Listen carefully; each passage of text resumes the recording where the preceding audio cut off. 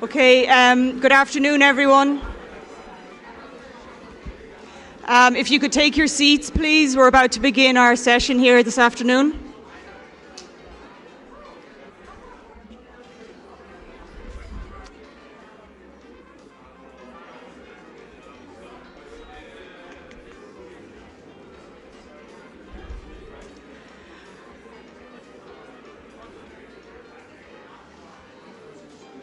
Okay, good afternoon, everyone. If we could have a little bit of quiet, please. We're about to begin.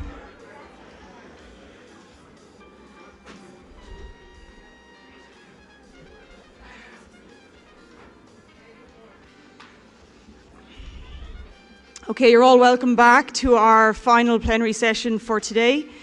My name is Suzanne Mulligan. I'm going to be chairing this afternoon's session. I'll begin in a moment by introducing our four speakers to you, but just to let you know, there's a slight change in the protocol, so to speak, the layout of this session. Our first speaker will have a 30-minute slot. Then the remaining three speakers have a 15-minute slot each. We're hoping then to have approximately 12 to 15 minutes for Q&A and open forum. So we have a very tight schedule this afternoon. And we really need to try to stick to that as much as possible. So our first speaker this afternoon is Joshua McElwee. He is the Vatican reporter for the National Catholic Reporter. He's travelled around the world as part of the press pool with Pope Francis and has recently co-edited a collection of essays exploring the words most important to Pope Francis. That's entitled A Pope Francis Lexicon. Next, we have Teresa Forcades. She is a physician, a theologian, and a Benedictine nun in the mountain monastery of San Benet de Montserrat. She is professor in Mexico and directs a Spanish journal on critical thinking and Christianity and hosts a weekly radio program. Third up is Eric Hinilo. He is a religious priest in the Society of Jesus. He finished his doctoral studies at the former Weston Jesuit School of Theology, and he is currently associate professor at Loyola School of Theology. And finally, we have Alexander Martins. He's a Brazilian theologian and bioethicist. He's assistant professor at Marquette University. His current research focus is in Catholic social ethics and healthcare ethics, with special concentration in public and global health from a liberation theology approach. So without further ado, I'd like to ask Joshua to come up.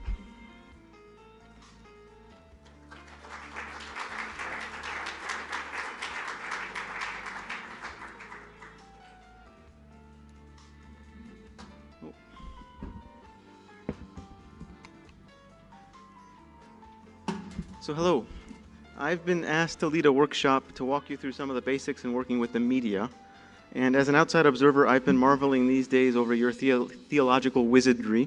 But if you'll allow me to extend a Harry Potter analogy, now it's time for me to try and help you learn how to speak with non-magical muggles. For some of you with experience working with the media, some of this will be basic, but I wanted to give a good baseline because I know many people are coming from different cultures, different experiences. And I get to use a PowerPoint.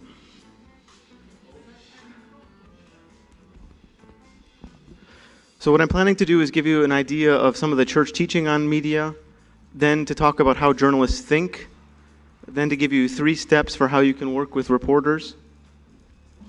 Are we okay? Yeah. And then we'll do a breakout workshop where you'll actually have to talk to one another.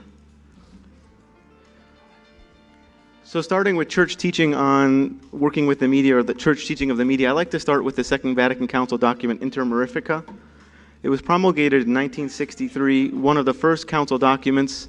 It went through 70 drafts and wound up very short, but it has 2 major points that I think are worth mentioning. The first is it talks about the fact that if news is communicated, it can contribute to the common good. And the second is that it claims that there's a right in human society to information on subjects that are of concern to people. So I find this interesting that the Second Vatican Council had 2 major points about the role of media. And then if you fast forward 51 years, 4 years ago, Pope Francis wrote his first World Communications Day message in 2014. And he also emphasized two things, a little bit different. The first was the role of media in serving to bring people together, kind of like this conference building bridges, and how Christians or Catholics should interact with media and journalists to meet that goal. He said that media can, quote, help us feel closer to one another and know one another better, and that communication should be used at the service of an authentic culture of encounter. So a primary example of this is how the Pope himself speaks to the media. I'm frequently part of the press pool that travels with the Pontiff as he goes to different countries. And it's striking how he speaks to us sometimes. He normally answers any question that is asked. He does not ask for the questions in advance or to know what we're going to ask of him. He also frequently says he's at our disposition. So if we have further questions, he's available. I've never quite sussed out how we're supposed to get to him to get the further questions to him, but I do appreciate the availability. So the second part here is to help you understand how a journalist thinks, in the hopes that that helps you kind of talk to them better. So a few key questions that I, as a journalist, and other journalists might ask themselves when evaluating, speaking with you or evaluating a story. What's new here? What makes this interesting? And what makes it human? To kind of think about how other people would be interested in the story. And then this is a bit difficult to see, but what I'm trying to say here is that there are also different kinds of stories that we journalists write. And it's helpful to think about the kind of story that when you're interacting with a journalist, they might be trying to write. Two basic styles of story are a news story, and that's at the top example, which I'll read aloud in a second. Something happened, what happened, who did it, what does it mean? Kind of very basic A, B, C, and D. A second style of story would be a more human interest story. So something that doesn't exactly have an immediate news value, but might get a deeper layer of the story or provide something interesting for readers. So in the first example, I pulled from reporting from the Associated Press about a visit of former Vice President Joe Biden to Palestine. Very quick. Vice President Joe Biden on Wednesday criticized Palestinians for a failure to, it's very, you can kind of see it's right to the news. What's the news event? And the second, in some blatant self-promotion, I chose a story I wrote about the CTEWC and the 7 women in Africa who the network is promoting to help get doctorates. And the way that I wrote that story was very different than how I would write a news story. So it's helpful to think about, when you're speaking with a journalist, what that might mean. Another example of how journalists think. We always ask ourselves, do I have all the facts? Do I have it completely accurate? And then who can I turn to give me comment or to give me a sense of why this story is important or to help explain it to my reader? And that's kind of where you fit in eventually, so that's why I'm going there. And it's also helpful to think about how you should think of us journalists. And I think you can think of us as collaborators who want to inform people and tell interesting and newsworthy stories. But you also have to keep in mind that we are often people under a great deal of stress. There are fewer and fewer and fewer and fewer of us, and we are asked to do many, many things. For example, this morning I wanted to report on this conference, but there was some news out of Rome, and so forget about that, I had to report about the news from Rome.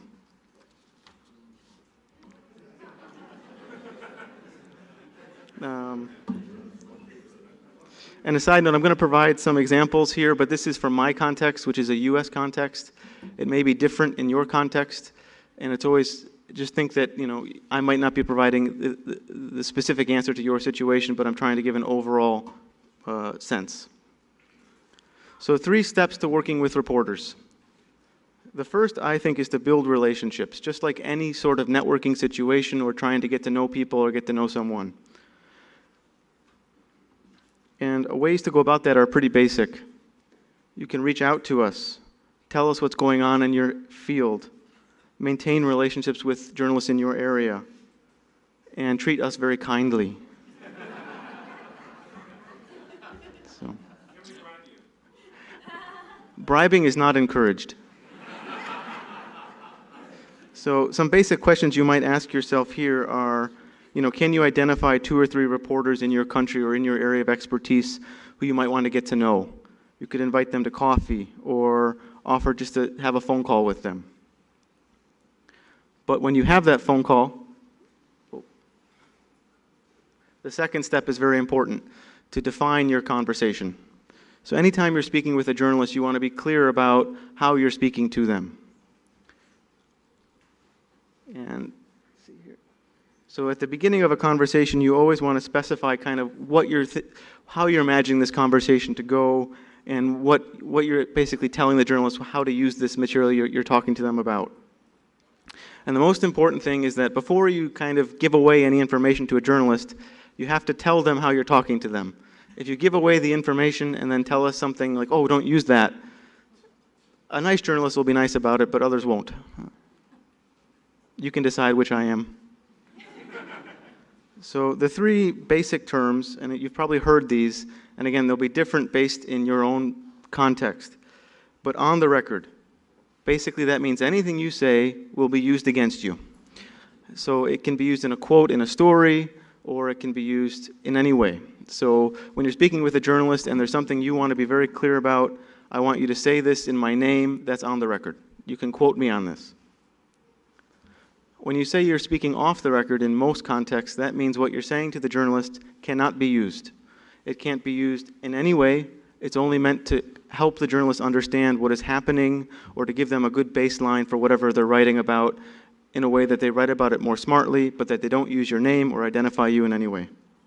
Again, say that before you speak to the journalist.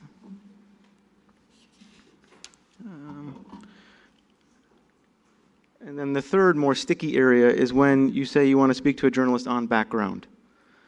And that normally means that you want the journalist to be able to use what you're saying, but they can't use your name.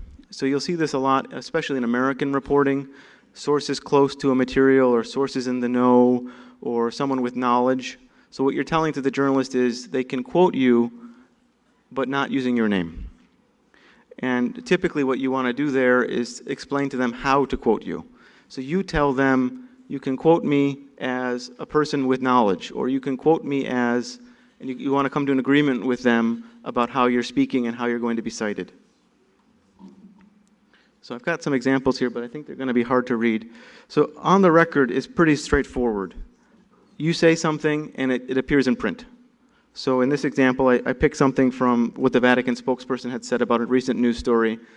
He gave a quote, the quote appeared in print, that's on the record. On background is different, and in this situation, let's do this one. This is an example from June about the Trump administration, which we've heard a lot about this week, where people spoke to the New York Times to reveal something, but didn't use their names. And you'll see it at the end of the paragraph. It says, according to 4 people familiar with the meetings. So these 4 people spoke to the New York Times, said, we want you to use this material, don't use my name, instead say, I'm familiar with the issue. So it's kind of straightforward. You just tell the journalist, you can define your terms. I'm speaking to you, this is all on the record. Or can this be on background? You can use me as a knowledgeable source or someone who's familiar with it. Or this is all off the record. If you quote me, I will never talk to you again. And it's important to remember that phone calls and emails also count. So if you're having an email with a journalist and you tell them something and you didn't specify that you didn't want it to be used or whatnot, that gets really sticky. So anytime you're speaking to a journalist in any way, including Facebook or Twitter, just be careful about what you're saying and define your own relationship or your terms. So the third step after reaching out and after defining your terms is just having a conversation. And it's good to think about what journalists are looking to know. So it's information that is not too far in the weeds, so things we can understand and not highly technical terms. Or news or insights that are important but others haven't written about or spoken about or you think have been underreported. So these are just a few examples of what we're looking for from an expert, which is something you are when you're giving an interview to a journalist. Why is an event that I'm covering important? What does it matter? What's the context? How does it fit in history? What tensions does it bring up that maybe haven't been covered? What are some underlying issues that we don't know about or that haven't been reported on? And more self-promotion. Just an expert example is when I went, the Pope went to Geneva in June to visit the World Council of Churches. So I asked Bishop James Massa, an auxiliary bishop of Brooklyn, who had served for the U.S. Bishop's Office of Ecumenical and Interreligious Affairs, what it meant. And so that was just an expert interview of, what does this mean? How do I explain it to the reader? And so I say you can speak journalese. So as much as you can, just use everyday words and ideas. Just kind of explain it at a base level in terms of what do you think it means, and you think about it as someone outside your field. How would they think about it? How would they consider what's going on, or why would it be important to them? And even simple lingo that you think everyone knows, if you're speaking to a non-Catholic journalist, they might not know. So for example, the Second Vatican Council, what was it? It was a meeting of bishops in the 1960s that led to a lot of reforms in the church, or something like that. Make it very base level for people. An encyclical, which is a major papal teaching document. Or the Roman Curia, which is the Vatican bureaucracy that governs the church.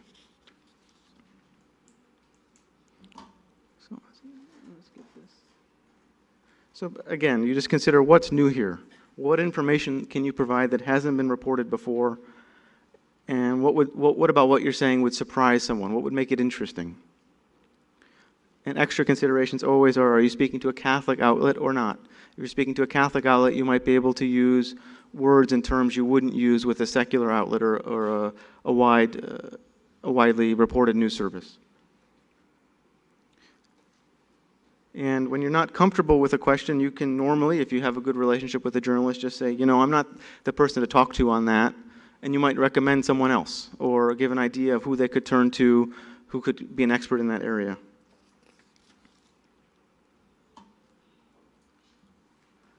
Okay, now it's time for the fun part, which is a scenario.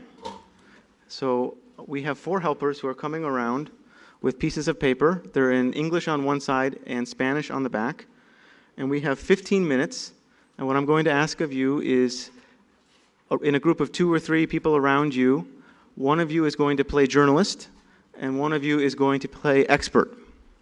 Well, you're all experts, but you get to play expert today.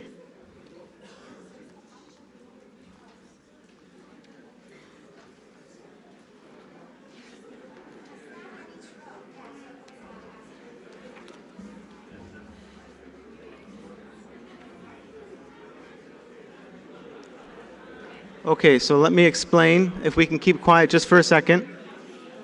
Shh. Hold on. Okay, so the idea is that once you get these pieces of paper, if you can just give me a second. Hold on. The idea is once you have the piece of paper, turn to the person next to you, choose who is going to be the journalist and who is going to be the expert. And then we'll do that for 7 minutes, and then we'll switch. So let me read the scenario aloud, okay? So the scenario is that the Vatican has announced that Pope Francis will follow up on his 2015 environmental encyclical Laudato Si with a new apostolic letter. It will encourage Catholics to make ethical, environmentally friendly decisions in how they buy goods and invest in companies. In a surprise move, the Pope also announces he will attend the UN Climate Change Conference in Poland in December. It is rumored that he may even call on Catholics to consider divesting from any holdings in oil companies. So one of you is the expert. A local news reporter wants to know the significance of this decision. They don't have any background in Catholic teaching, but they start the conversation by asking what it would mean for the Pope to advise Catholics on how they invest. So one of you is a journalist, one of you is the expert. Consider how you're talking, what are the terms of your conversation, what's most significant about this, and how can you refer to background material without making it too complicated. So we're going to have a 7-minute conversation, and then we'll switch. Good luck.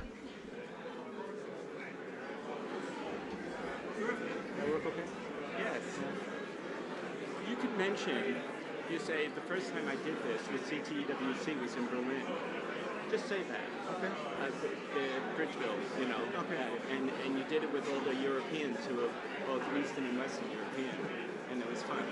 Okay. So just, you could do that as an icebreaker to say, as you ask them the rest. Okay. I'm just suggesting Okay. Sorry. No, I'm doing that to support you. To make it go smooth. I hope it went well. I don't know. Sukic is coming in at 9:30. Oh, poor guy. He must be down.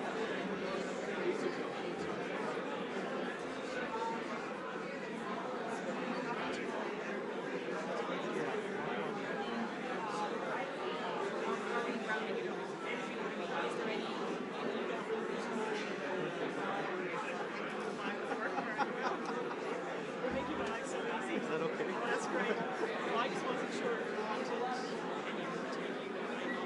So it would be ideal if we could do feedback at this time. It might be some questions answered. Thank you for live program. Thanks.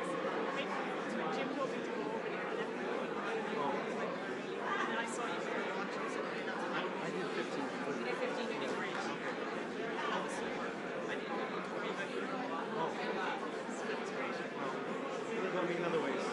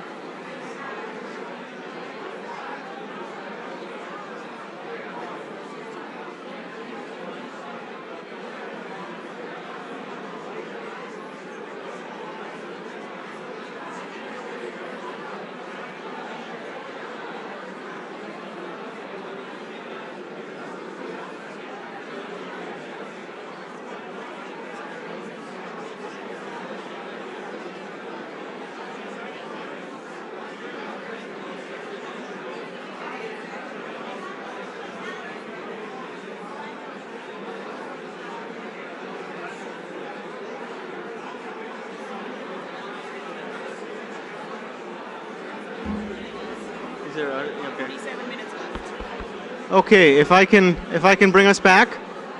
If I can bring us back.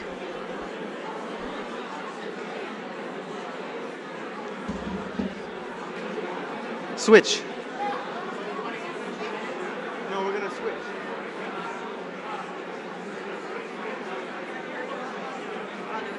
Okay, everybody, if I can have your attention, we have to switch roles now. So those who were interviewing are now the interviewee. So if you could switch roles, please, for 7 minutes.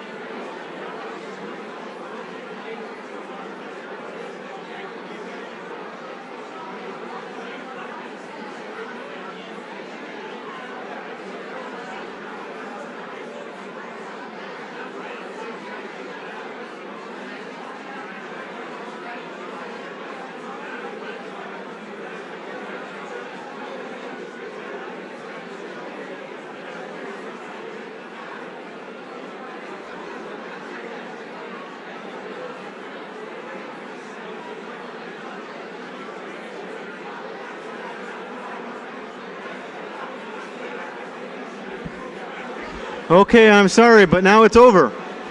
It's time to wrap it up if we can. It's time to...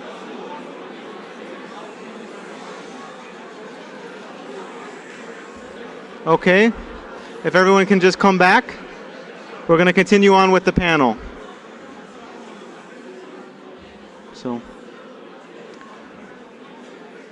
So I want to say thank you for having me with you. I hope that was a useful exercise.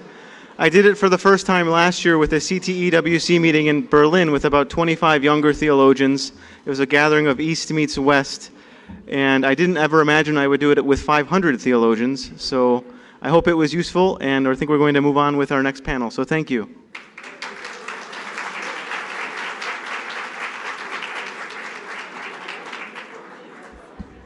Okay, thank you very much, Joshua. Next we have Teresa, please.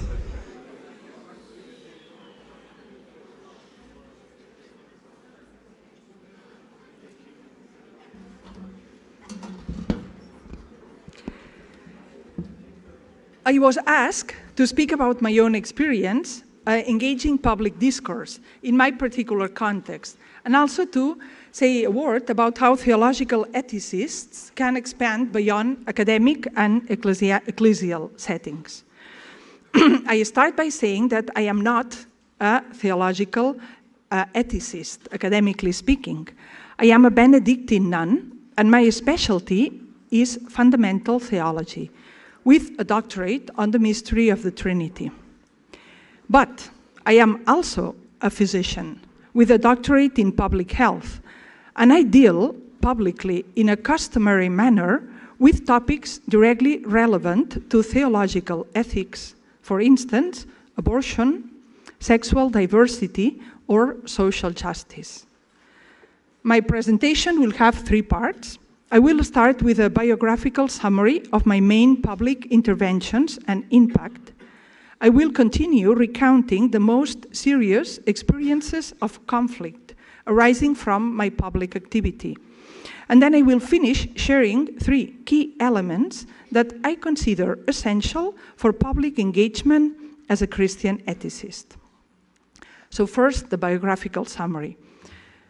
On the field of medicine. In 2006, by request of the Jesuit Institute, Christianism and Justice in Barcelona, I wrote a 40-page booklet entitled Crimes and Abuses of the Pharmaceutical Companies that had a very wide distribution in Catalan, my language, Spanish, and English. In 2009, I published a 1-hour-long internet video criticizing the WHO management of the swine flu crisis and exposing the lack of scientific evidence for the swine flu vaccine. The video had more than 1 million hits in 2 months and was translated into many languages. Besides writing in academic medical journals, I gave and still give numerous interviews on these topics and also on the negative risk-benefit balance of the papillomavirus vaccine, on alternative and integrative medicine, and also on social determinants of health and universal access to healthcare. Now the field of feminism and sexual diversity. In 2007, I published a book entitled Feminist Theology in History.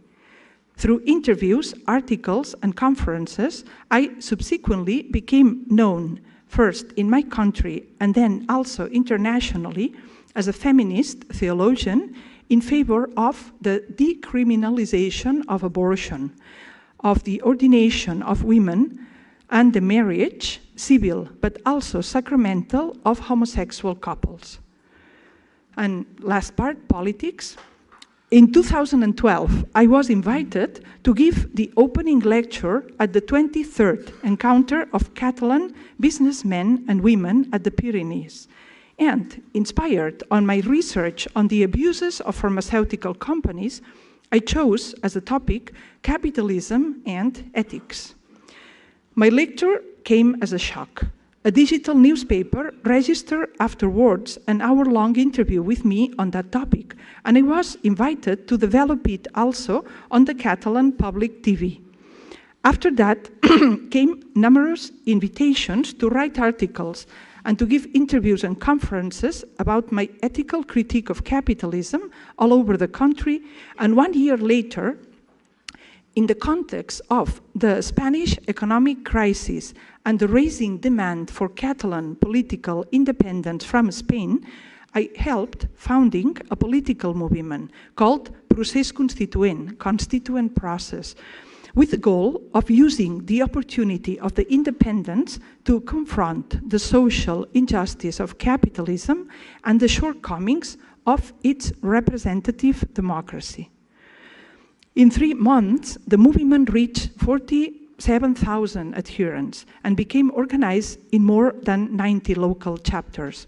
I was then presented in a BBC article and short video as Europe's most radical nun, and have since experienced uninterrupted requests from national and international media.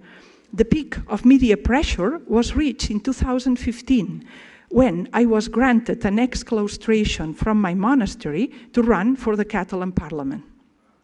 The political project of the coalition I was to run with did change in the process, and I ended up deciding not to participate in the election as a candidate. Now I am preparing to go back to my monastery in September 2018 and continue from there my political engagement.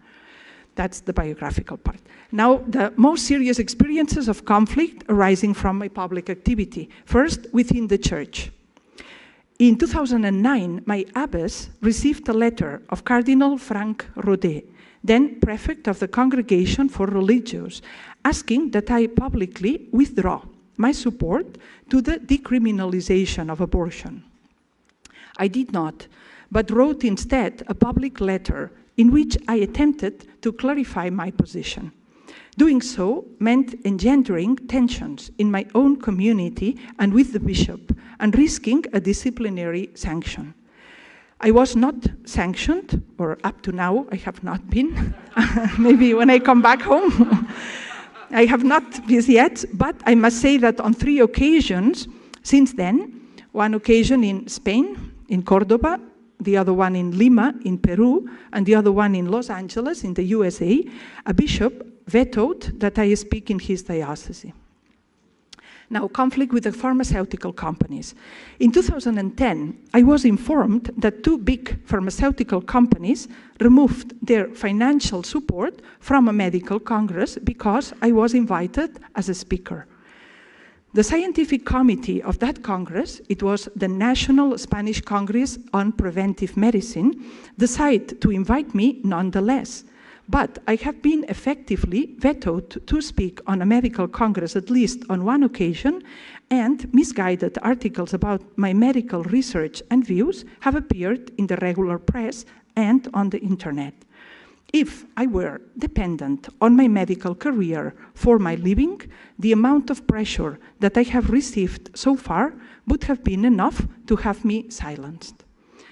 And third one, the political activity, or because of my political activity. From 2013 until 2016, I was active frontline in Catalan politics and experienced firsthand the violence of party politics and the mixing of ideological confrontation and personal attack. During that time, public questioning came from 2 sides, the social and the religious. Many on the left, on the political spectrum, many on the left of the political spectrum did not find acceptable that a nun be leading an anti-capitalist socio-political movement. Many in the church did not find acceptable that a nun, particularly a cloistered Benedictine, be involved in politics at all. Now I come to the third part, which I can say very briefly. This is not in the paper, but 3 practical things that I have learned from all this, or I'm learning from all this dealing with the media. But then I have prepared 3 points that are a bit more in depth of what I think might not seem directly relevant to our engagement with the media, but for me, the 3 of them are very relevant. So The practical points are very simple, and Josh has already said, of course, I don't give any interview, be it live or not, if I don't have anything to say. That seems simple. But if you are called from the BBC, you might think, oh yes, I want to be on the BBC, because that will help I don't know what. No, I say no. If I don't have anything to say, it's true also what he said, if I am not sure, I can say it in a few sentences, which I always tend to speak a lot, but it's because I expand. But in my mind, I have something concrete to say that can be said briefly, and my way to check that is that I explain that to the 90 years old in my monastery, and they get it. So that's me. And the second one, that's not enough to have something to say for me to accept an interview. I need to have the idea, then I'll see the reality whether the idea is true, but I need to have the impression that I'm going to enjoy the interview.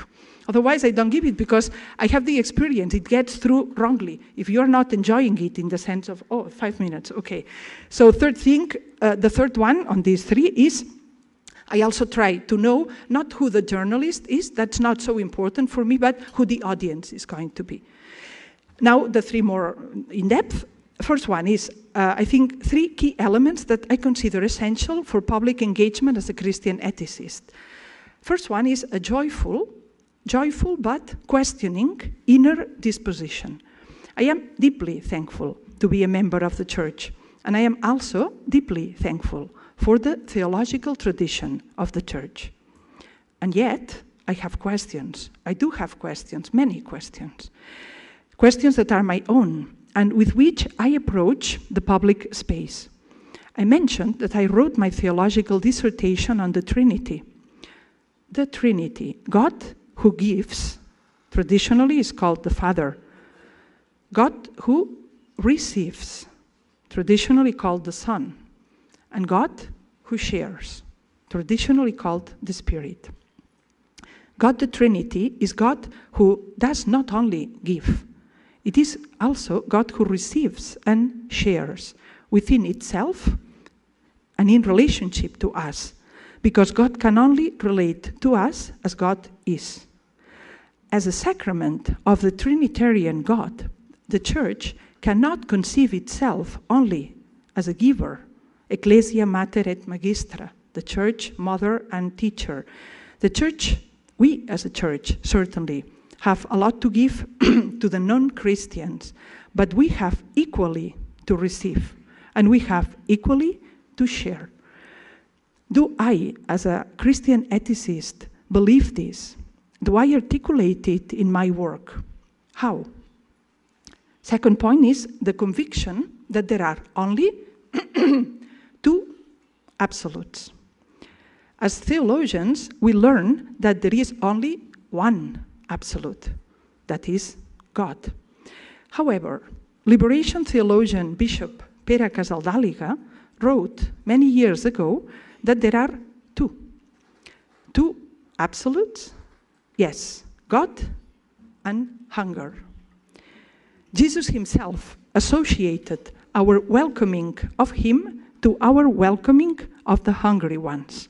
And John cried out against the hypocrisy of trying to honor God who we do not see without loving the brother who we see. Following Jesus implies coming to the public space to put theology to the service of the hungry.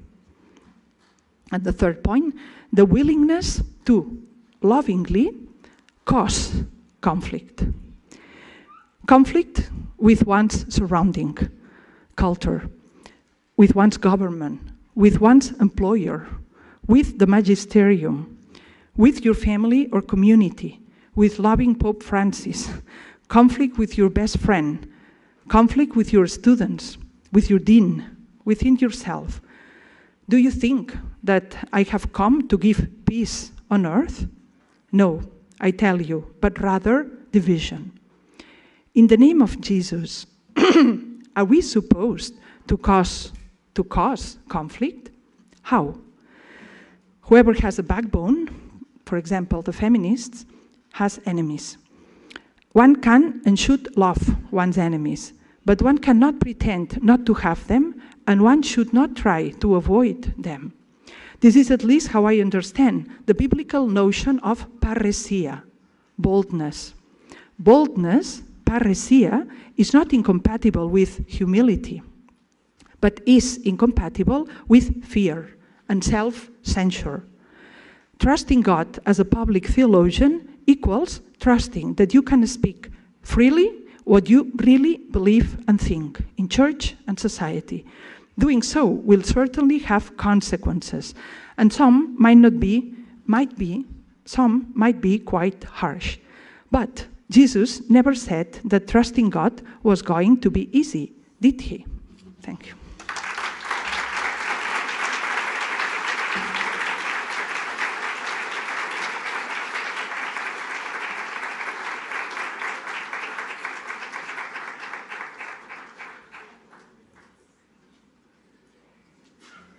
Thank you, Teresa. Next we have Eric, please.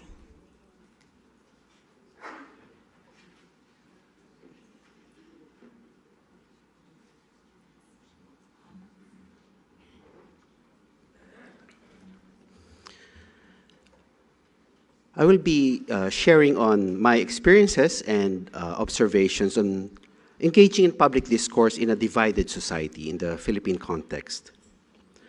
My engagement in public discourse is shaped and guided by my membership in a number of institutions. I'm an ordained minister of the Catholic Church in the Philippines, a vowed religious of the Society of Jesus, and an associate professor at Loyola School of Theology in Manila. The institutions I belong to provide me with unique opportunities to engage in public discourse with a variety of audiences, and they form communities of support that sustain me personally and professionally. I would like to share two challenging situations of public discourse, one in the past and another in the present. The first situation emerged in 2010 when a law was proposed in the Philippine Congress that aimed to provide easier and more affordable access to reproductive health services to citizens, especially the poor. The Bishops' Conference rejected the proposed law and refused to compromise with the government. The bishops argued that increasing government funding and support to improve public access to contraception and sterilization was morally equivalent to supporting abortion. Attempts by legislators to dialogue with church leaders were unsuccessful. The hierarchy encouraged political allies to obstruct the law's passage in Congress. Some bishops even threatened a Catholic vote against politicians who were in favor of the law. The Bishops' Conference issued several statements warning about threats against the sanctity of life if the law was passed. With the encouragement of church leaders, many Catholic institutions published similar statements of opposition. The Jesuit Provincial Superior in the Philippines chose not to issue a statement. Instead, he asked 3 Jesuits, including myself, to write a set of talking points to move the national conversation away from condemnations and foster respectful dialogue between the Church and the government. The talking points were intended to help find common ground by suggesting revisions to the proposed law that addressed both the moral concerns of the Church and the development goals of the government. The talking points were released under the name of Loyola School of Theology and were shared by email to friends and partner institutions for posting in their blogs and websites. This indirect and informal manner of sharing the talking points was meant to avoid the impression that the Jesuits were openly challenging the official position of the Bishops' Conference. However, even with this precaution, the talking points provoked negative reactions from some bishops and Catholic groups. Complaints about Loyola School of Theology were raised during an annual meeting of the Bishops' Conference. We became worried that bishops would stop sending their seminarians to study in our school.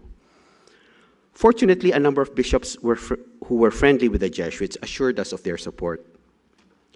The 2 senior Jesuits who co-authored the talking points wrote regularly in newspaper columns, and they actively engaged their readers on issues related to reproductive health, religious freedom, and the relation between church and state. I, on the other hand, avoided talking to the news media. This was because of my experience with some local reporters who tended to reduce long interviews to simple sound bites. I also avoided social media because of the uncivil debates that were happening in that platform. I accepted invitations to present the talking points to parishes, schools, and communities. In these occasions, I tried to make sure that the open forum would be structured to avoid heated arguments. However, even with the most careful planning, there will be people in the audience who will not engage in respectful conversation, and often passionate exchanges will disrupt the proceedings. During this period, I had to deal with two different groups of people. One group was composed of clergy and laity who insisted on imposing Catholic norms on Filipino society. These people were so used to a predominantly Catholic environment that they believed that government policy should follow church teaching. I had to speak to them with clarity and firmness, using Catholic social teachings to correct their misconceptions about the role of the church in public life. The other group I had to deal with was composed of persons who had become so angry with the political interventions of some bishops that they constantly criticized the hierarchy. They were reacting to the long history of the church's dominance of civic and political life in the country. For this group, I tried to give signs of hope in the local church by pointing out a number of moderate bishops who set an example of prudent church leadership. What was most helpful for me during this very challenging period was the support of my colleagues and my religious community. I felt that I was protected by my religious superiors. My provincial had the foresight of communicating early with our Superior General in Rome to explain our efforts to foster dialogue. Our Superior General supported the decision to publish the talking points. This support assured me that what I was doing was consistent with my mission as a religious and as a moral theologian. The debate eventually ended when the proposed law was passed in 2012. Humbled by its failure to stop the passage of the law and shaken by public criticism at its hardline stance, the Bishops' Conference began to adopt a less aggressive approach in its public statements. At present, a different situation affects public discourse in the country. A majority of Filipinos support the current president, Rodrigo Duterte, even if he does not respect the protection of human rights for all persons in society. The president had launched an anti-drug campaign that has led to the deaths of thousands of persons. The bishops condemned the violence of the president's war against drugs. In response, the president repeatedly expressed contempt for the church through the use of foul language, attacks on religion, and accusations of clerical misconduct. What is very disturbing for church leaders is the fact that the president remains popular with many Filipinos. Public discussions on social issues often result in polarization between opponents and supporters of the president. Families, parishes, and even religious communities have become divided. In my school, as well as in my community, we had to learn to be careful about expressing criticism about the president in public and in social media to avoid provoking conflicts with our collaborators, employees, and the people we serve. During the first months of the president's drug war, many concerned civic and religious organizations published statements condemning the rising number of persons who are killed in police operations or by unidentified assailants. As the drug war continued, I began to question the effectiveness of issuing more statements of protest in the face of the government's hostility to dissenting voices.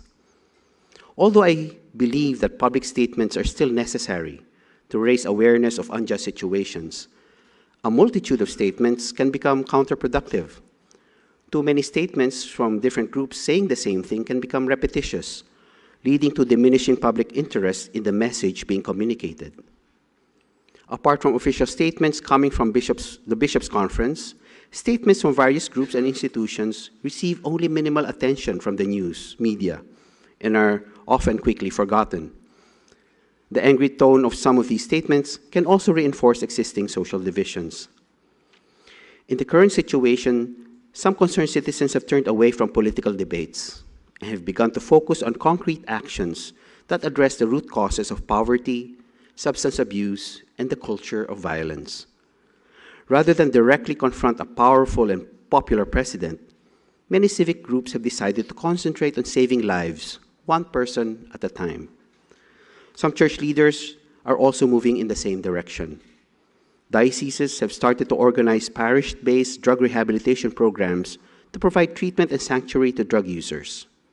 There are efforts by parish priests and bishops to dialogue with local officials and law enforcers who who are involved in the anti-drug campaign and are complicit with the violence. A bishop whose diocese is one of the killing fields of the drug war said that, as a shepherd, he considers both the victims and offenders as members of his flock.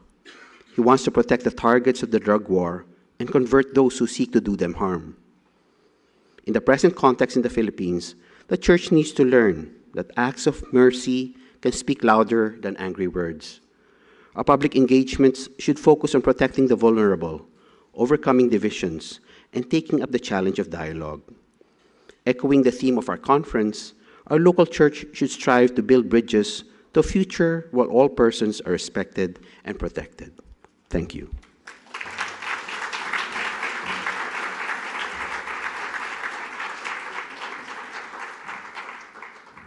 Thank you. And next we have Alexandra, please.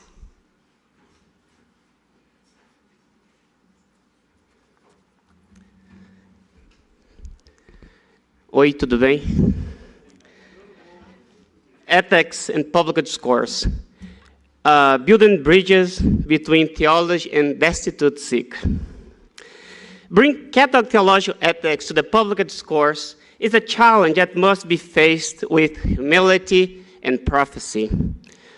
Whether in Catholic or secular environments, theological ethics is a practical reflection that challenges all interlocutors to turn their faces to the other in a liberating dialogue committed to the promotion of the human being and to the search for the truth. This double commitment must be critical, grounded on values of justice, respect, tolerance, and love, and go beyond ideological differences. A common commitment to the promotion of the human being and with the search for concrete truth must guide our debates in practical in public arena.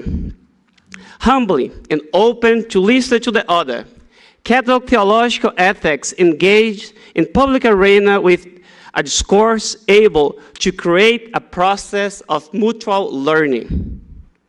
When I was invited to participate in this panel, the invitation letter said that several speakers would be invited, quote, to reflect on their practical experience of engaging public square in light of moral issues. Then added that the committee believed I could offer a constructive and thoughtful reflection given my experience in Brazil and USA alike. Considering that, and the premise I state above, I will present 4 experiences when I engage in public square in the context of global health as attempts to build bridges between the academic theology and the reality of the destitute sick. The goal of this conference is to build bridges in our world, bridges that can connect us and connect Catholic theological ethics to issues challenging our world today. Our colleague here, M.T. Davila, suggests, quote, public theology as a bridge building, end quote, and that in her case, in my case as well, this, quote, involve bringing two often distant worlds, those of the academia and those of the poor. Therefore, I chose 4 examples from 4 different countries, serving different roles in Catholic and secular communities and organizations in public and private sectors. These experiences are attempts to build bridges between the 2 often distant worlds referred by M.T. Davila. There were attempts to bring the academic knowledge to the world of the poor and the voices and faces of the poor to the academia. They are my experience, first, in the ministry of the healthcare ministry in Brazil, second, in a secular NGO in Haiti, third, in a Catholic community in Bolivia, and finally, in a Catholic university in the USA. First, in the Ministry of Health in Brazilian government. My work in Catholic ministry in healthcare, known in Brazil as Pastoral da Saúde, led me to serve in a health council. That is the instrument of social participation of the Brazilian population in decisions and control of the Brazilian public healthcare system. The unified system of health, SUS, healthcare councils at local, state, and national levels. The councils are secular and political environments that help to make decisions for public health care strategies, such as allocation of resources, social control of the actions of the executive branch in the application of the decisions. The councils are also a legal instrument for health advocacy, grounded in the Brazilian Constitution that states health care as a human right.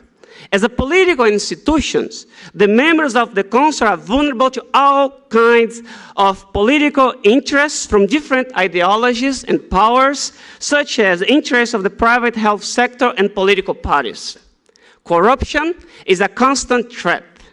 Hot, controversial debate around topics such as abortion, transgender, reassignment, surgery, and health priorities are all present in the agenda of these councils. With this tense, secular, controversial political environment, my experience acting in a council of health was marked by dialogue and commitment to the common good. Ethical values grounded on theological roots were presented as a contribution to the search for better policies toward population health. This was possible because we usually begin our discussions from their reality, from concrete problems, and considering the face of those who were more affected by them. In this sense, my work with the CTEWC in the largest public hospital of São Paulo provide the faces and the voices of the poor whom I brought to the public debate in the Council of Health. Firstly, in local level, then a national one. Even debates around abortion policies or HIV prevention strategies showing the voices of the poor gave me credibility to be listened to and shift the debate from palliative policies addressing the consequence of the problem to the search for sustainable policies that could touch the cause of all social issues. In addition, I have to say that corruption, such as bribery to change my vote, was a constant threat that was faced with spiritual grounds and the support of the Catholic community of Pastoral da Saúde. This support was essential to straighten me to be faithful to our ethical values and commitment to the common good. Second, in a secular NGO in Haiti, I had the opportunity to serve in a secular NGO in the rural area of Mibale, in the central plateau of Haiti. This organization has a commitment to bring healthcare to the destitute sick. Most people working there were not practicing Catholics, but shared the commitment to deliver healthcare to the poor. I had two roles in this organization. First, help them to develop their community-based service with training to the community health workers, and second, provide bioethic education for the local health professionals acting in the NGO's hospital. Jürgen Habermas affirmed that material spaces affect profoundly the public debate. When a theologian engages in the public discourse, he or she must be aware who his or her public is and where the public square is. This helps to choose the language and the way to approach to the interlocutors and concerned with the common good. Our colleague M.T. Davila also suggests that public theology as an encounter in which the theologians speak to the location and to people whom the Christian message first makes sense. In my experience of this NGO, the first step was to create a culture of encounter, which all of us could be open to learn from one another, having always the same horizon, those whom we were there to serve, the destitute sick. The culture of the encounter didn't eliminate conflicts, but they were healthy ones because this culture created an atmosphere of respect. As a Catholic theologian and a healthcare professional, I could speak openly in my message, but I had to learn, to be humble, to hear their perspectives. Third, in a Catholic community in Bolivia. In this community, the challenge was bigger because the leadership of the Catholic organization was not open to listen to perspectives that were not aligned with the traditional view of the Catholic moral theology, especially regarding family planning and HIV prevention. Naturally, one would think that a Catholic organization would be an easy space for a Catholic atheist to engage in ethical debates that would ground on discourse in public arena. Unfortunately, this does not always happen. My experience of this Catholic community shows that sometimes inside Catholic groups, the debate is hard or does not exist. The relationship is in a vertical line. Therefore, the voices of the poor or those who are interested in understanding their reality and suffering do not count, because the leadership knows all questions and answers. Vertical relationship with authoritative teaching is an approach that hurts the credibility of the church in the public square. This is a paternalist and infantilize the other, ignore the contribution of those who are the faces and voices of the local public arena. This approach is not different from the actions of the colonizers who invaded Latin America and brought the Catholic faith with the force of their sword. I shared this experience because it shows what I don't believe as a way to engage in a public discussion committed to the common good. Vertical approaches do not liberate nor empower people, rather create dependency. I believe in an approach that brilliant from below, and together we contribute to the common good. And finally, the last one, in a Catholic university in the United States. I teach theological ethics to undergrads in a Catholic university in the US. Taking theology classes is mandatory in these institutions. Most students take these classes because they have to, not because they want to. I teach a course entitled Theology and Global Health. It attracts most students from health majors. My way to approach global health issues from a theological perspective is from below. Thus, I bring the voice of the poor to our discussion. From below is also the pedagogy used in my classes inspired by the liberating method of Paulo Freire. What the students think, want, and have with them as their cultural and educational background matter. I often emphasize, I am also here to learn from you. You can at least teach me how to pronounce better English, but I know you can teach much more than that. When we discuss about issues of public interest, healthcare, from a particular perspective, Catholic theological ethics, and with a common interest, understanding healthcare issues in the theological concept that can help us to address the global health challenges. At the same time, I want to understand how students think they can address health issues and how the degree they are pursuing can help us in this global endeavor. So far, the result has been so interesting.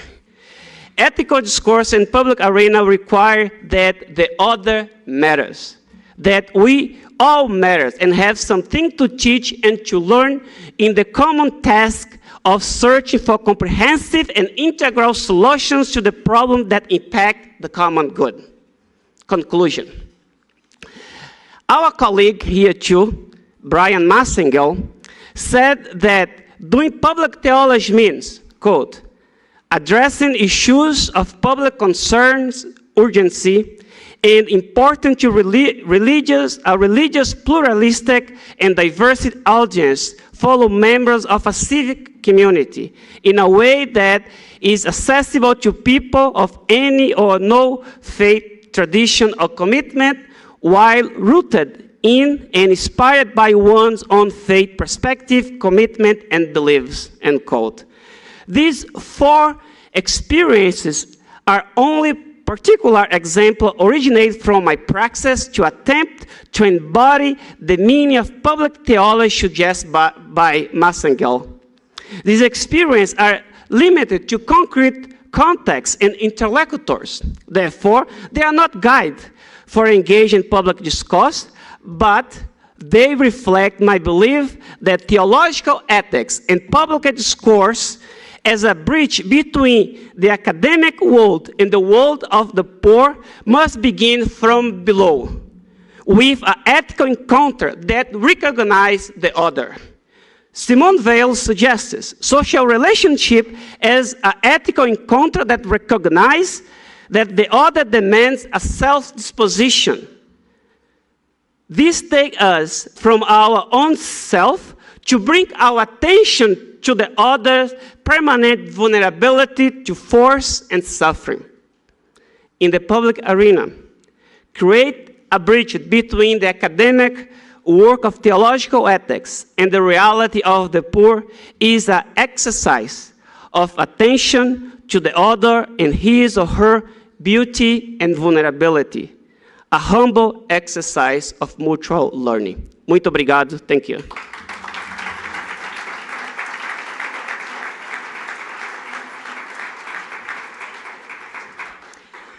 Okay, thank you very much, Alexandra, and thank you to our 4 speakers, both for very engaging presentations and also for being so cooperative with the time slots. They made the role of the chair a very easy one today, so thank you for that. We have some time now for questions and answers. I would ask, please, that you state your name and you state to whom you are directing your question. And if possible, if you could keep your questions brief, it will allow us to get to more people. Thank you.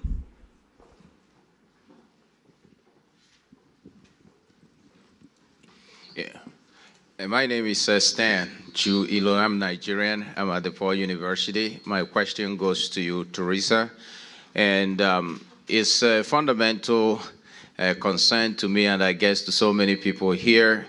Sometimes when your advocacy comes into direct conflict with the magisterium and the fundamental teaching of the church. And so when that happens, as it often does, who is your constituency here? Oops. By constituency, you mean the criteria or the group by which you build your criteria? Yeah. But constituency, what? Yeah, what community in terms of, if I would say your locus of enunciation, that is the tradition within which you engage.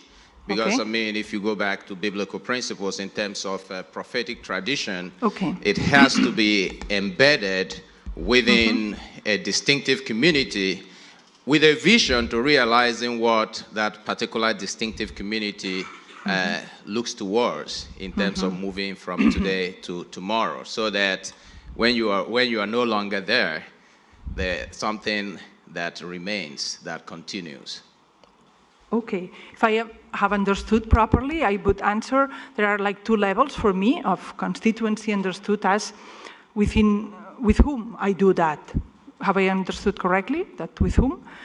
My first level is, of course, my community. I did explain briefly about this abortion that I was called to retract and I did not, but of course I couldn't do that on my own, in the sense that I did write this letter that was no recantation but an acclaratio, and I had to submit it not only to my abbess, but she told me we have to discuss it in our community. At that moment I was in Berlin.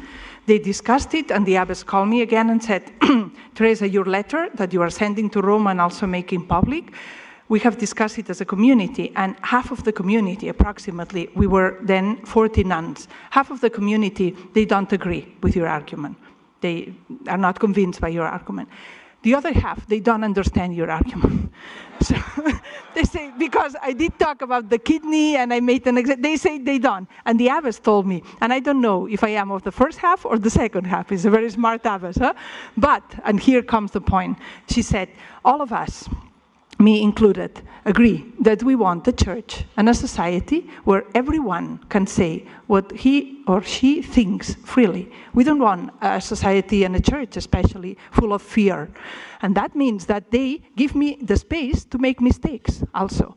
That it's also how I view the issue. I don't view that I have to be convinced that I have the truth to be able to speak in the public space. Of course, I try to do that responsibly, and as a theologian, I always distinguish if something is something that the magisterium supports or something that it does not.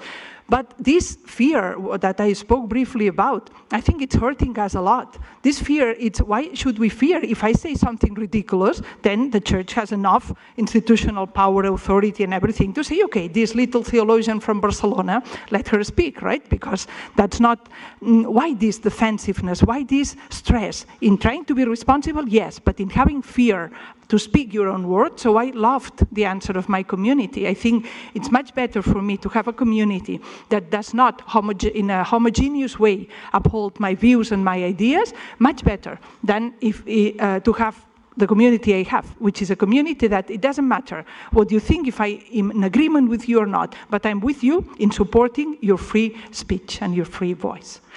And that would be my first level. And of course, the second level is, I believe, the people from the parishes that I have met and I'm invited to speak to, and beyond because of the political involvement, people that in the context of the crisis. So the constituency here depends on what is the topic that I'm addressing, right? When I'm speaking about theological or church issues, I think I have in the heart the people of the parish that have all these questions, people that come through the monastery and say, you know what, I don't go to the church anymore because the priest preaches like that and I don't want to hear that, the women that feel excluded in the church and so many others that each of them are particular. And they are not a community in the sense of organized community, but nevertheless, I think are the ones I have in the heart when I talk about this. For the politics is, of course, all the situations of poverty that I'm invited to also share.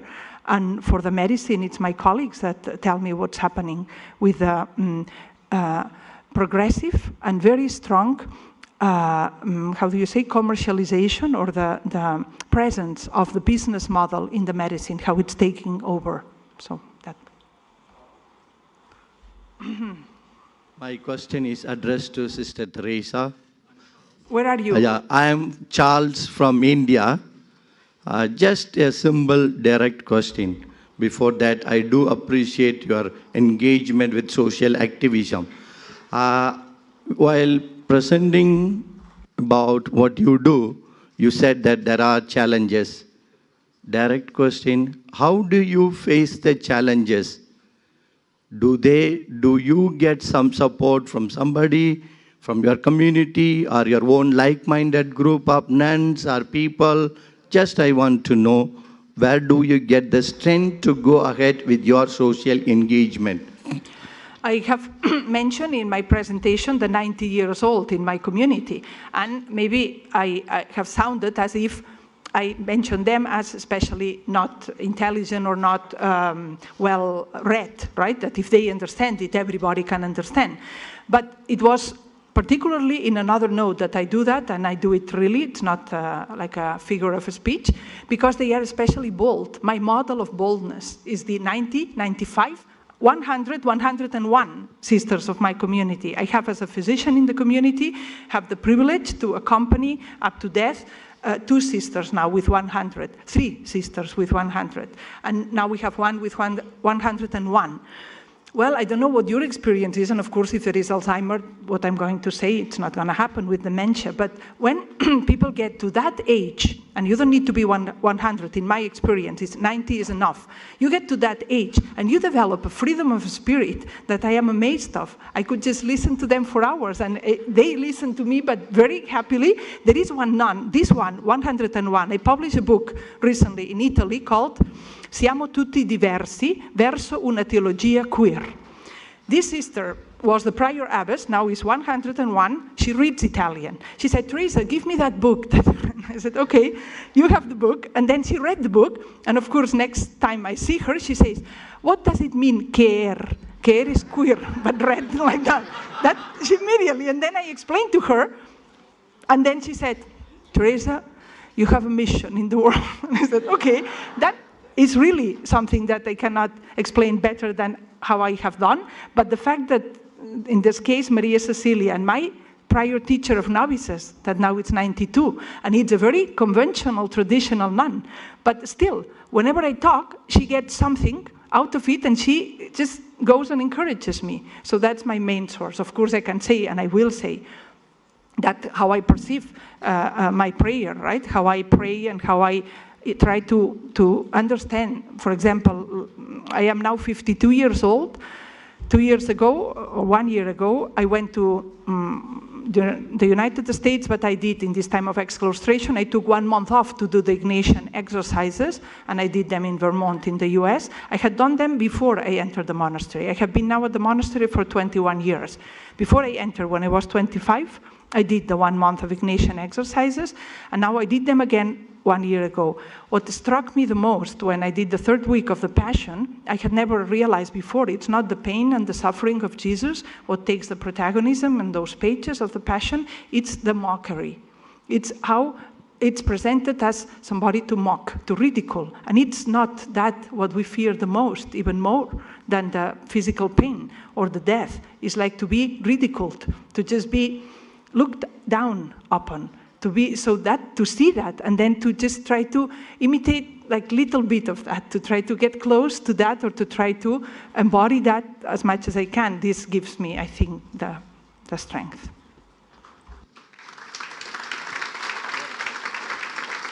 There's one in the back. Yeah. I like to address a question to our journalist, so I'll state clearly that it's off the record. It seems to me that we live in a context where what drives the conversation is the most polarizing and sensational claim. So how do you negotiate that with the need to be truthful?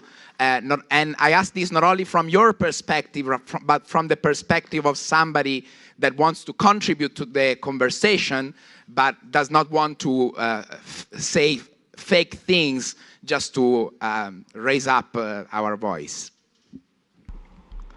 Well, I think in the ideal scenario, you'd have a relationship with a journalist, and you'd have a sense of what kind of story they're trying to build.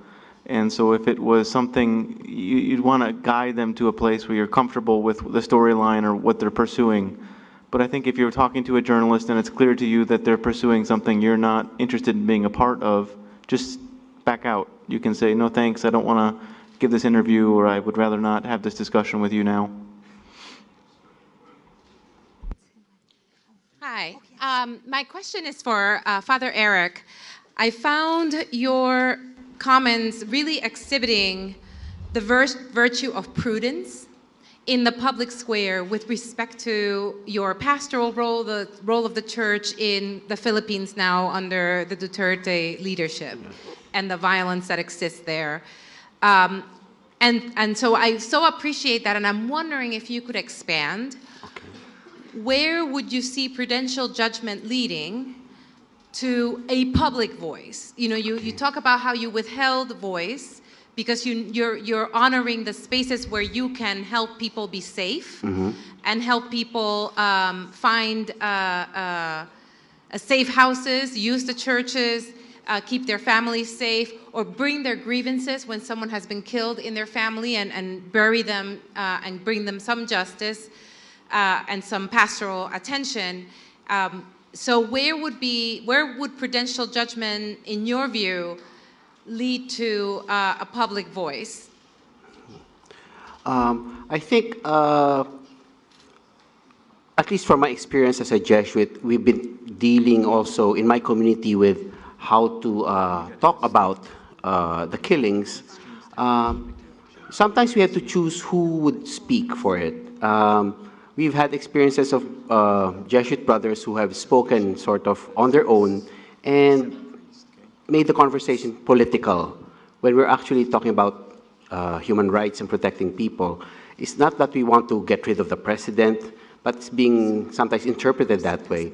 So sometimes we have to choose a spokesperson who can keep the story online. And that's one prudential judgment we've had, that it's not that we're silencing people, but let's stay on track and keep the conversation from being partisan.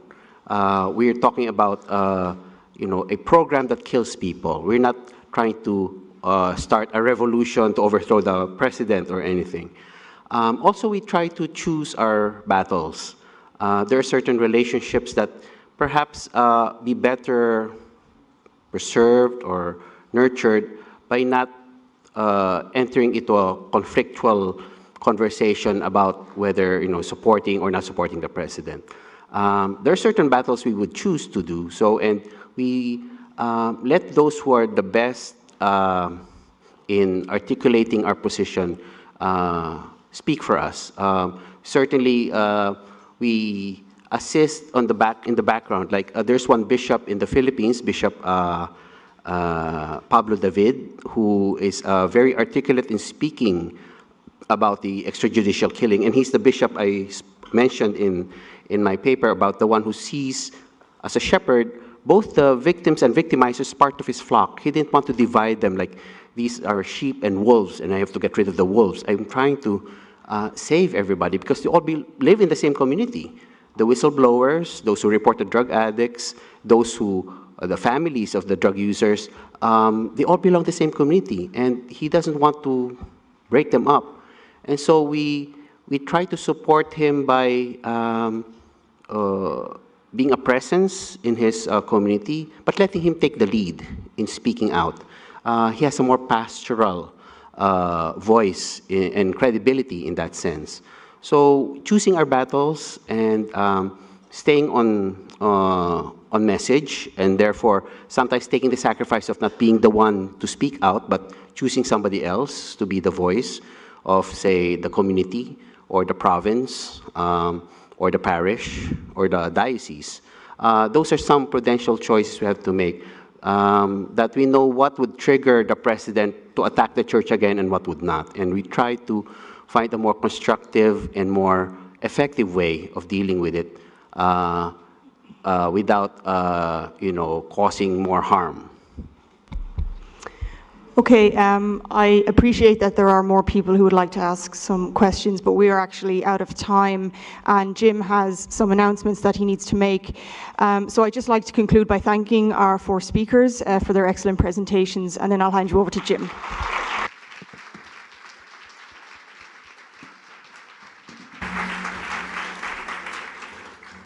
There's actually quite a number of announcements. I think it's important for us to know about our host here. But yesterday evening, Sister Antonia, those of you who were involved in the memorial may have seen that she was the one who was helping us do the candles and everything else. But right around that time, she learned that her niece, her 12-year-old niece, succumbed to cancer. And this morning's Mass we had as a memorial for her. But Sister Antonia, who's been working with us for days, has had to leave to be with her family. So I just want to try to keep you updated with things that are happening of a magnitude like that. The second is that during this morning, you may have noticed that there were like a number of people, like Spadaro's coming over to me, Darko Tomasevic is coming over, another person's coming over, Antonio's talking to me. I'm looking at my cell phone. Of course, the speaker is watching me looking at my cell phone, saying like, thanks a lot, Jim. And, but what it was there was a police incident at Munich airport. And so one of the more significant donors that I've been working with for years on this project, and we've been talking about this for years, was saying that his plane had just been diverted and he was not going to be able to be with us. I can't say, obviously, who the anonymous donor is, but he wanted to be here. And then we said, oh, well, what does that mean about Cardinal Cupich? And then Cupich is sending me, I need to talk to you immediately. So then we're trying to get phone lines. And now we had Josh involved in it and Darko involved in it, everybody trying to do it. Two people came up, Dave DeCaz came up and said, hey, Jim, how are you? And I said, I got to go. So I just want to explain that sometimes like that, we would like to be more hospitable, but there's other things happening. And so Cardinal Cupich, he's been deeply involved in this conference. When we went to him to talk about this conference, We did because in the United States, the USCCB, the American Bishops' Conference, created, with the fall of the Berlin Wall, a special committee of support for Central and Eastern Europe. And Cardinal Supic, whose origins are Croatian, really said he wanted to help us. So he went to the Bishops' Conference to ask for a sum of money, and then the bishops decided to give him even more, which we were happy with. And so he's actually personal friends with Vinko Puljic, and Cardinal Puljic said he'd be happy to celebrate the liturgy so long as Cardinal Supic was the celebrant. And so then Supic said his plane was canceled, and he was, guess where? Munich. That's when I got his homily, so that we could at least give his homily. And then he said to me, when I finally got him, could you give my homily? And he said, and who should be the celebrant? And I said, Cardinal Turkson. We're going to go find Cardinal Turkson and say, can you celebrate? And we went to Cardinal Turkson, and he said, yes, I can celebrate. Then I got the idea that why don't we ask Andres Vodka, the rector of the Alfonsianum, to read the homily so you don't have to hear this bloody voice again. But by that point, Cardinal Supic was on his way to Vienna to come here, so there was no way for me to ask for permission to change who the reader is. This is just trying to give you an idea of how many different things. I could go on for another 2 hours, but this is just trying to be a little more transparent of what is going on in the background as we're trying to keep this a smooth conference. And so if there's a time, at one point, Craig Ford wanted to say something, and I said, I can't talk, and we're running around. He tried to talk to Kristen Heyer. I said, she can't talk either, because we were trying to get her to talk to the Cardinal. It's the same also with the mics. I could see people wanting me to get to the mic to them. I saw Kevin Ahern wanting to get to the mic, but I couldn't get to him because there were 5 other people who were nearer to me that I needed to get it to. So it's just trying to explain what we're trying to do and why there's some challenges in all this. Cardinal Supic then wanted to know, should I bother to come? That's when I had to find Kristen Heyer again, and we said, yes, please come. He said, well, I won't get in until 9:30, and we said, we'll greet you. But he'll be here tomorrow. He'll be in tonight at 9:30, but we wanted him to come here so that you would meet him just as you'll meet Cardinal Turkson this evening and tomorrow at the dinner. So when you see Cardinal Supic tomorrow, just go out of your way to say, we're really happy you're here. Thanks for your financial support. Thanks for getting Cardinal Puljic to say the Mass with Cardinal Turkson and whatever, but this is how you and your own activism can help make us a network that's closer to one another. By the way, we step forward to help and to do things like that. On that stepping forward, many of you are organizing impromptu meetings around topics or initiatives during this meeting. We applaud this. And we ask everyone to check the bulletin board in the lobby near the registration desk early and often to learn details. There are quite a number of signs going up there about people who want to have conversations. Please have them, and please use the bulletin board as a mode of trying to communicate with one another. We can't encourage that enough. Also, on the same point, somebody stopped me, Megan stopped me about cabs for Sunday night, well, really Monday or Tuesday or Wednesday. Most of you who came from the airport were actually taken care of by a cab company run by a man named Valid. I love it. My friend, what's his name? Valid. No, what's his name? Valid. Anyway, Valid is the owner of this company. We're going to put his phone number of his company. He has vans. Some of you came in a van of 6 or 7. That's Valid's vans. Some of you came in cabs of 2 or 3 people. That's Valid's. He can take multiple phone calls. So you can figure out where you want to meet, a cab, and we're going to put that up on the board. Maybe not tonight, but it will be there tomorrow morning, and Antonio's going to do that. The last thing, we have the liturgy now at 6 o'clock. Those who are priests who want to celebrate, we ask that if you bring your albs, that'd be terrific. You can vest in the sacristy. There are 50 seats in the sanctuary, so as soon as you vest, just sit in the sanctuary and pray. And then if there are more, you can take the first few rows, but I would ask that you would at least let the planning committee sit in the very first row. We're asking them to sit. So is that all clear? All right, so, oh, yes. Oh yeah, if you don't have your alb, there are 50 albs in the sacristy. So just vest with your alb or take it from the sacristy and then go sit and pray, like the rest of us. Thank you.